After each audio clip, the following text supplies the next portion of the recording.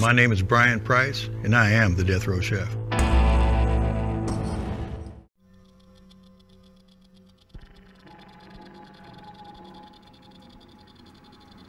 My name is Brian Price. I'm originally from San Antonio, where I was born, in Texas.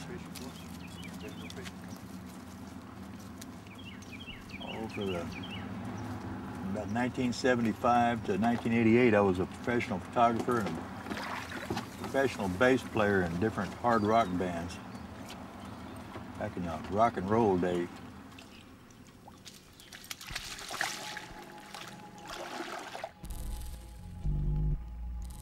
Right behind the dorsal fin.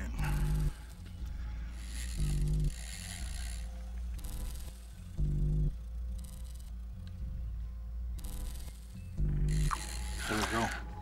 We got a better one now.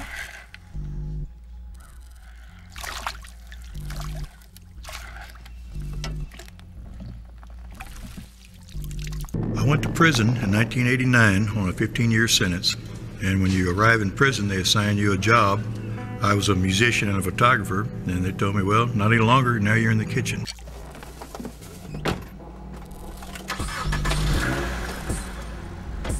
Back here in Huntsville, Texas. Sure is strange to be here.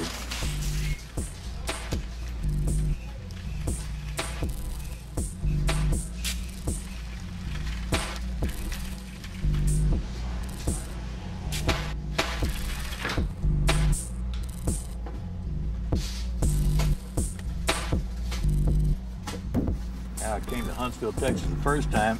I ended up spending 14 years here. It's a long story, but in short, I was convicted of sexual assault of my ex-wife. I was arrested in her bed, nonetheless. I said it was consensual sex. She said it wasn't. It became apparent that the authorities were going to believe her. I took a plea bargain for 15 years. I ended up spending 14 years of it here in Huntsville.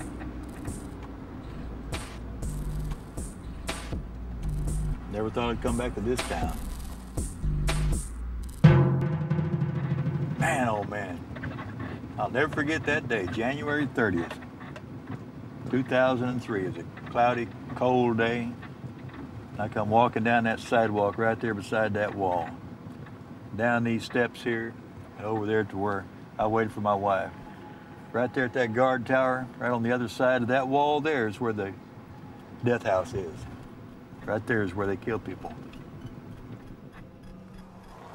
You know, when I first arrived in the penitentiary, when everyone first gets there, there's a committee that will ask you, what was your job in the free world? What profession or trade? So I told them, hey, I was a professional photographer and a professional musician. And they just laughed. They said, well, not anymore. I said, you're a cook. And that's how I got the job in the kitchen. During their last weeks on death row, the inmate would be given a last meal request, which I have here. Imagining what's going through their minds. This is my last meal on this earth. And I would start putting the ingredients together, whatever I was going to need on the day of the execution. Items prepared ahead of time if I could.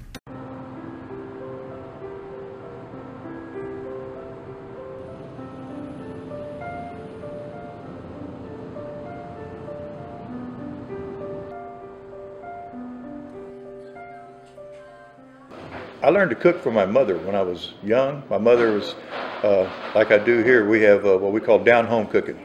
There's no health food here in my place. I use all the fat and the sugar and the salt. And I guarantee everything will tickle your taste buds. I mean, everything we have is good down-home cooking.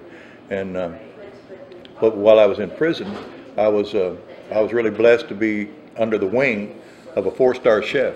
His name was Terry Parak. And he's now working for a 4-star hotel in El Paso. When I volunteered to be the last meal chef or cook, I was going to do it with all my heart, all my passion that I could put into it, as if it was someone that I loved fixing to be executed. I wanted to have the very best meal possible. And with what expertise I had, I tried to do just that. There's been some men that just whooped down the food and just, wow, see, that was really great. You know, they sent compliments over here, said, tell the guy who cooked it was really great. No, I was never able to witness them. I was never able to speak firsthand to any of those that I prepared the last meals for. I was only able to speak through a telephone and a liaison, my captain and the chaplain. The chaplain was on the other side in the death chamber. I was probably about 50 meters from the death chamber, from the kitchen. And the inmate, 30 minutes before he's executed, was sending a message to me, thanking me for the meal and saying how much he liked it, because he hadn't had food like that 15, 20 years maybe. They just had the prison food, and when they request something for their last meal, most of the time it's something special. And so he was thanking me, but through the captain, my captain, who would tell me, he says he thanks you, Brian, and really appreciates what you've done. And the death row inmates, they did not have a choice of whatever meal they were going to have every day. And here they have a choice, something they haven't had probably in 2 decades. What I'm going to start with is some of these nice fresh fish. Crappie, to be exact. Now, filleting these fish, this is very convenient. It will take a lot of time off your normal cleaning. You start right there behind that side fin, take it right down to the backbone, and you're going to turn the knife around, right down the backbone. Flip it over. I'm going to mix up the breading that I do for the fish, and it's the same breading basically for the onion rings. It's cornmeal and flour. Well, about a 50-50 mixture on it. I was the fastest cracking at eggs in all the penitentiary. No one could beat me. I could go through like 400 and something eggs in 3 minutes, just like a machine. I'm dipping these fillets in the milk and egg wash. Let most of it drip off. They've been soaked once. I'm gonna lay them right here, back and forth. Okay, well, you want to double dip them. Now you want to do it again. Shake off your excess, dip it twice. Everything double dipped. My first year down in prison, I think they had just maybe 5 or 6 executions. There was very, very few, maybe not even that many.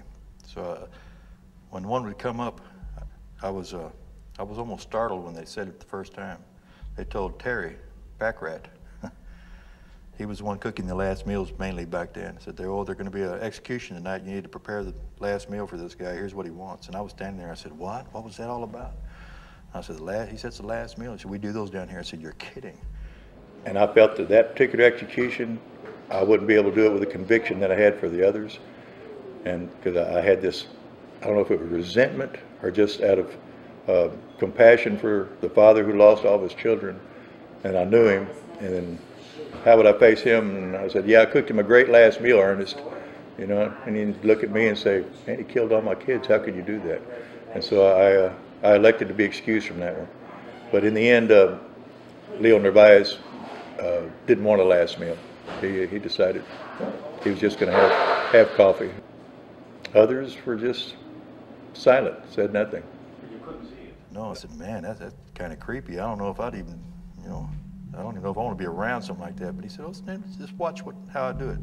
And so I was watching Terry, how he prepared everything. And he was an excellent chef. And the first last meal that I prepared was in February 1991, Lawrence Buxton. That particular day, Baccarat, he had something going on, whatever it was, I don't know, but he couldn't do it. No one else wanted to volunteer for it. So I told my sergeant who was in charge that day, I said, well, Sarge, I guess I'll do it. And so I had a few reservations about it. I don't know how I really felt about it, but I decided that I would try to do the very best that I could.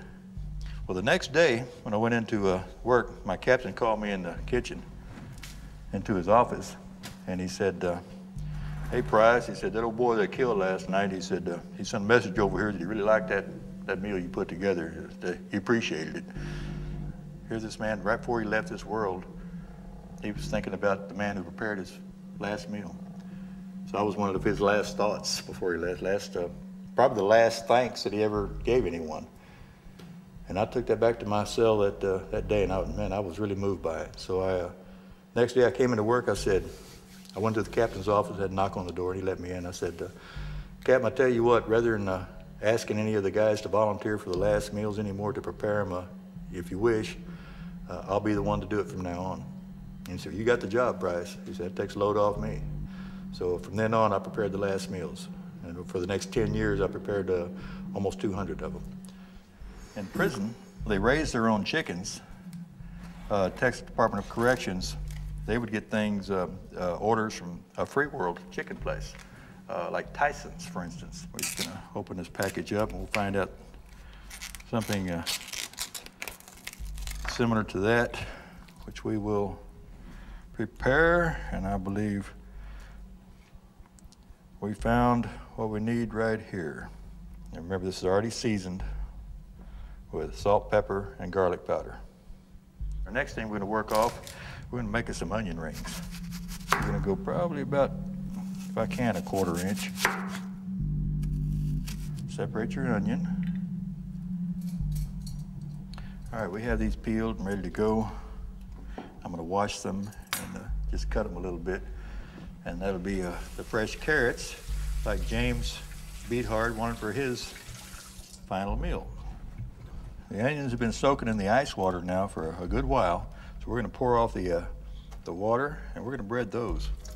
And every time I find myself in this kind of a weird parallel or analogy, when I'm doing deep fried foods, I think about old Sparky, the electric chair's nickname.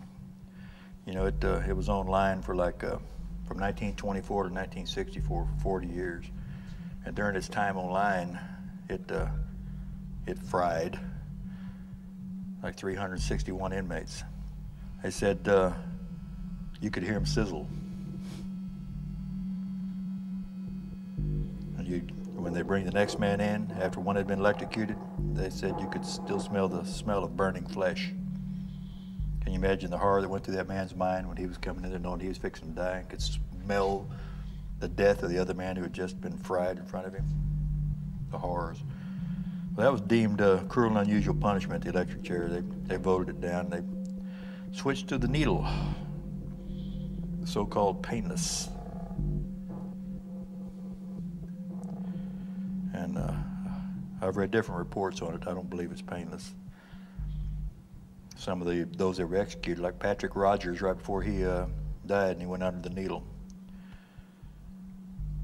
As soon as he was euthanized or put under, sedated by the first chemical, they said, the next one he said, as that chemical started invading his body, he said in a low voice, "Kind of bad, ain't it?"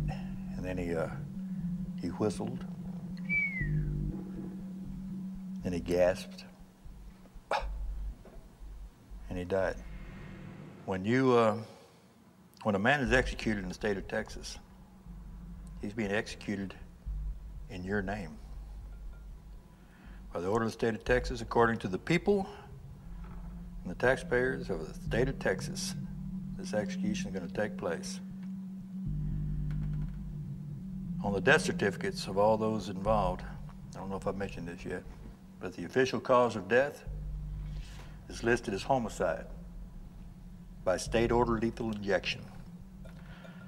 Brother, that's murder by any other name.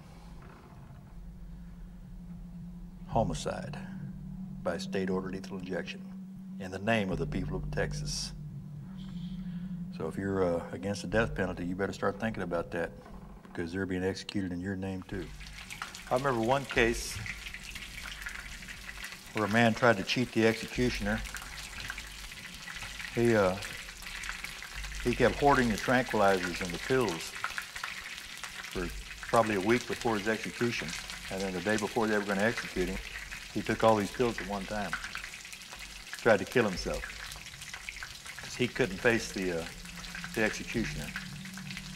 Well, the state of Texas is not to be denied. They life flighted him by helicopter all the way to Galveston, revived him, because they said he was pretty well dead. They revived him, pumped his stomach, got him aware enough where they could bring him back, flew him back to the Walls unit, and he was still in a semi-conscious state even. He didn't even know where he was, they said. They went ahead and executed that man. He wanted 4 bacon, lettuce, and tomato sandwiches. And my friend and I, who was helping me at the time, David Lacombe, we got the call to go ahead and prepare them. And we prepared them, and they said, oh, never mind, he don't even know where he is, he's not gonna eat them. So my friend and I ate those 4 bacon, lettuce, and tomato sandwiches, which is my favorite sandwich also. You know, there were several occasions when they executed 2 men in one evening. So I had to prepare 2 last meals. One of them I had to have ready to go by 3:45 in the afternoon. That's after they had changed the execution hour to 6 o'clock in the afternoon. They did that out of so it'd be more convenient for the victims' families, for the witnesses, to be there at 6 o'clock in the afternoon to witness, and the reporters and such, than wait till midnight. So they changed it to 6 o'clock for their convenience. Well, I had to have one last meal ready by 3:45. The man would eat it at 4 o'clock to 4:30, and they would put him to death at 6. The other man, on those occasions, was put to death at 8 o'clock, so I had to have that meal ready right before 6. So there were several occasions, I think it's 3 to be exact, where I had 2 last meals prepared one evening. That's when the Texas was executing them, man, one after the other. There were 37 executions in 1997. That broke the old record. 2 years later, there was 35 executed. The very next year, that record of 37 was broken with 40 executions. Figure that up. 40 executions in 1 year. What does that divide into 365? What is that, one about every 8 days or so? I was a very busy man. Golden brown onion rings. Obituary onion rings. Okay, well, now the chicken's ready. Once again, golden brown, southern fried chicken. Very popular in the state of Texas. Fish fillets. Catfishing is very popular in the state of Texas. And I believe this particular man, that was a simple thing. He started thinking about those days when he and his friends probably went down to the river when they were teenagers or young men and would fish all night long or whatever, and catching some catfish and clean them and cook them right there on the side of the river. Those simple things take you back to a time in your life right before you're fixing to leave this world that would make you smile. You know, they say right before you die that your whole life flashes in front of you. That's what's been said. Does it happen or not? Who knows? We'll all know someday. But I believe these men who know they're fixing to leave this world, I believe they try to recall their entire lives in those last hours. And perhaps this final meal, a simple request in most occasions, takes them back to them simple things in those simple times. And it gives them that little bit of peace, that little bit of comfort. We got fried crappie ready to eat, fresh out of the frying pan. Golden brown. Okay, now this is all the meal that James Beathard requested for his last meal request. And now we're going to arrange the food on the trays just the way they were served on death row. And this is exactly the way James Beathard served his meal. They covered the tray where it would not be seen by anyone.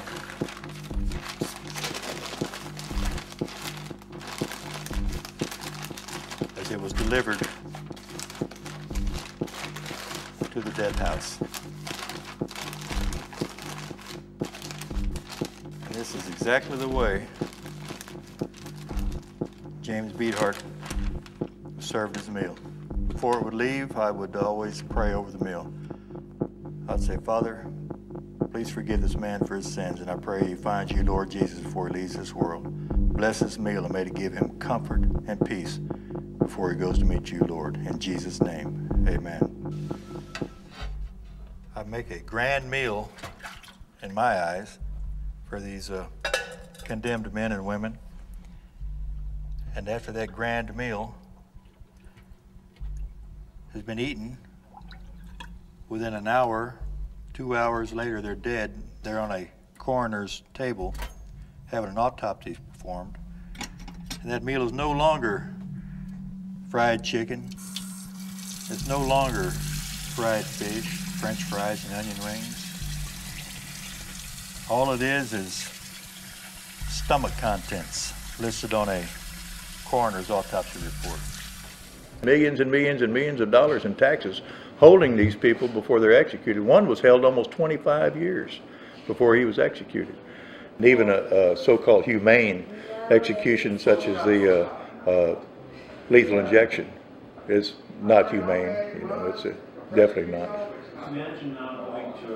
I would say at least 90% are going to say yes, we're for the death penalty. So the death penalty to a lot of these guys and the event finally taking place, they looked forward to it for an end to their misery. When it gets close to the time they're going to be executed, I'm looking the last few minutes and I start thinking, well, the juices start flowing in his veins right now. Then I'll lay up there in my bunk and I'll roll over, and about 30 minutes later I'll watch the hearse roll by with the man in there, and I get to thinking, wow. My name is Brian Price, and what I've cooked for you today is my famous Hangman's hamburger steak.